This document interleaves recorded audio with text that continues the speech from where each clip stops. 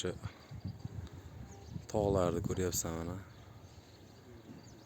Mana shu yerda ish olib boryapmiz hozir mana.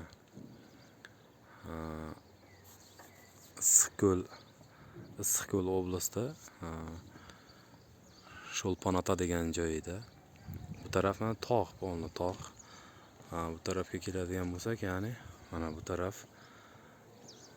ko'l, mana Issiqko'l, mana qanchalik aniq ko'rinyapti. Mana hozir telefonda ekranni yaqinlashtiryapman mana. Mana shu ko'l mana. Katta ko'l, Issiqko'lda dam oladigan joylar. Karabllar yuribdi. Issiqko'l deydi mana shu yerda.